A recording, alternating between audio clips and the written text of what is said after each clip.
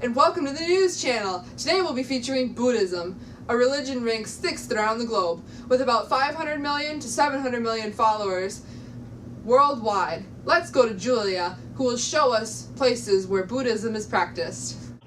Thanks, Lindsay. There are Buddhists all over the world, but most Buddhists live in or near Asia. In the present day, people of Buddhism typically live in countries like Thailand, Cambodia, and Sri Lanka. There is a lack of Buddhists in northeast India, even though that's where the Buddha originally preached and became enlightened. Just like many other world religions, Buddhism has its own holy book. This book is called the Tripitaka, which translates to be about 40 volumes in English. The book has 3 sections, also known as the 3 baskets of wisdom.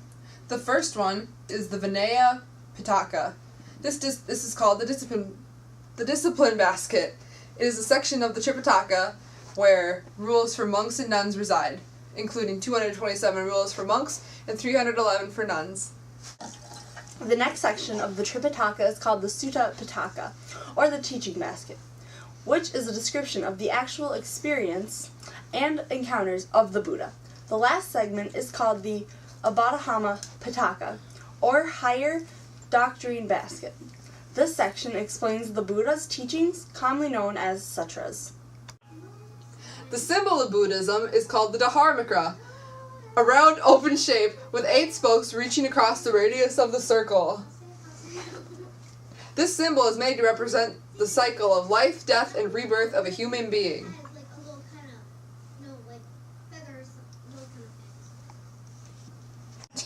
Buddhists believe that if you live a good life and do good things, that in the next life, or lives, you will be blessed with wealth and happiness. They also believe that if you do bad things and live life in a bad way, you may suffer in the next life, or even be sentenced to hell. Siddhartha Gautama, Buddha and founder of Buddhism. Siddhartha Gautama was born in 563 BC to a rich, royal family living a good life.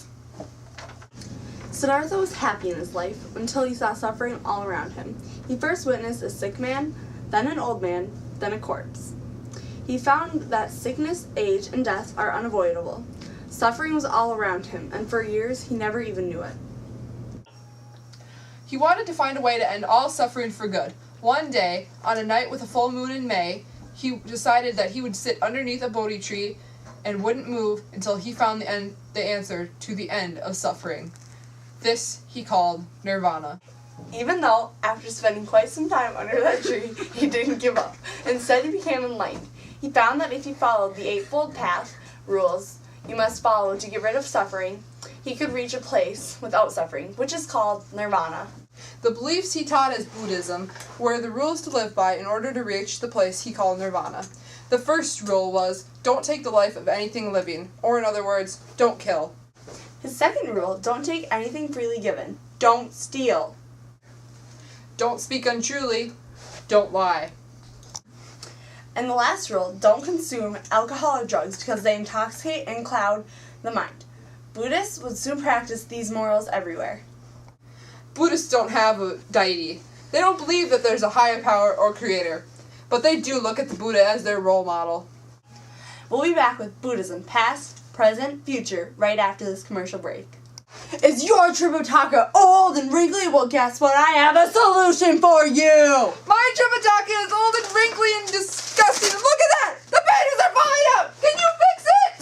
Can I?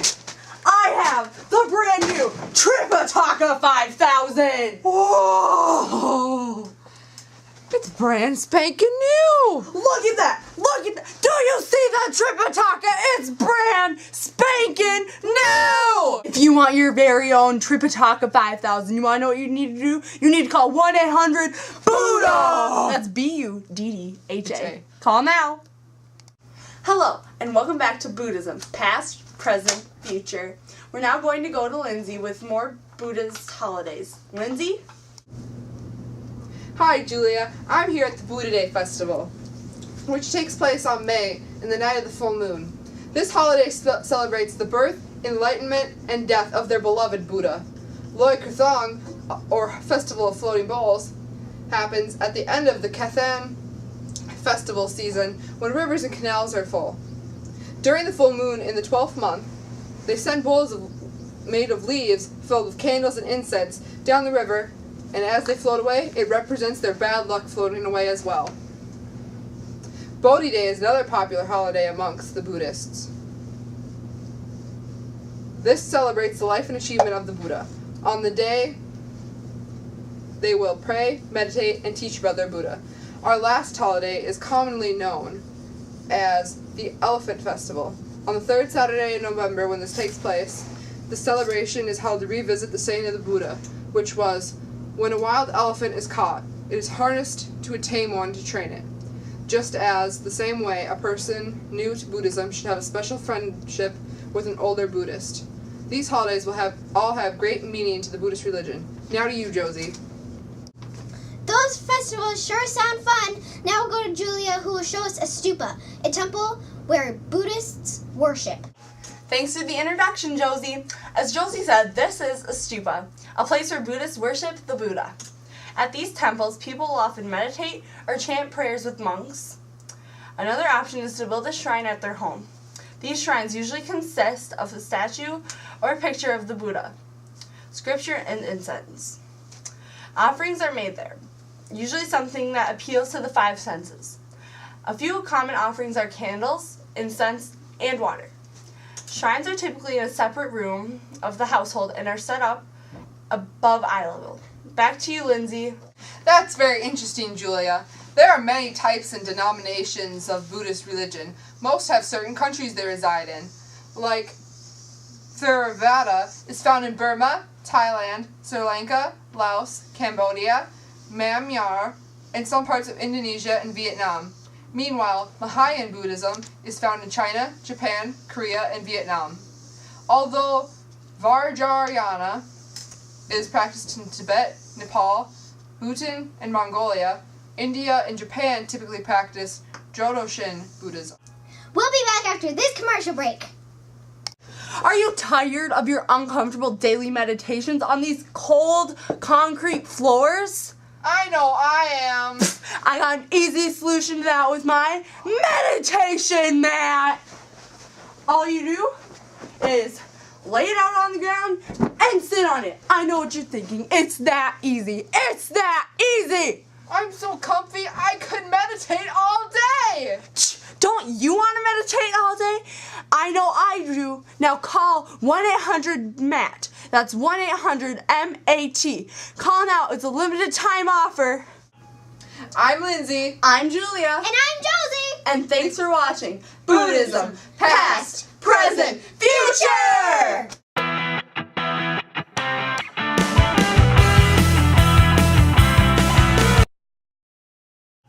Stop, I have to itch my nose.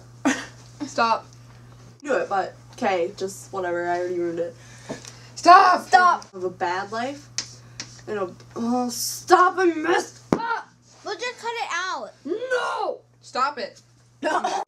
So, his second rhyme. Okay, restart that. Julia! We'll be right back. Those festivals sure do sound fun. There's no do. Although Vajrayana. Nope, that's not it. Start over. No one's going to be on camera, Joe. Yeah, seriously, kid. We're trying to edit. It's still going! I know, I hit the wrong button. Gee.